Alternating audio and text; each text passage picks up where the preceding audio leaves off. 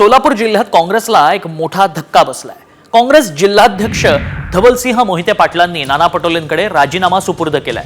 सोलापूर जिल्ह्यात काँग्रेस पक्षाला 11 पैकी एकही जागेवर विजय मिळवता आला नाही, तर खासदार प्रणिती शिंदेंच्या गटाकडून आपल्या कार्यकर्त्यांवर अन्याय होत असल्याचा आरोप देखील मोहिते पाटलांनी केलाय।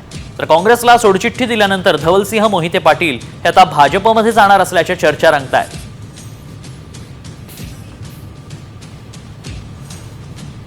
सोलापूर जिल्ह्यात काँग्रेसला एक मोठा धक्का बसलाय। काँग्रेस जिल्हाध्यक्ष धवलसिंह मोहिते पाटलांनी नाना पटोलेंकडे राजीनामा सुपूर्द केलाय। सोलापूर जिल्ह्यात काँग्रेस पक्षाला 11 पैकी एकही जागेवर विजय मिळवता आला नाही, तर खासदार प्रणिती शिंदेंच्या गटाकडून आपल्या कार्यकर्त्यांवर अन्याय होत असल्याचा आरोप देखील मोहिते पाटलांनी केलाय। तर काँग्रेसला सोडचिठ्ठी दिल्यानंतर धवलसिंह मोहिते पाटील हे आता भाजपमध्ये जाणार असल्याच्या चर्चा रंगतायत।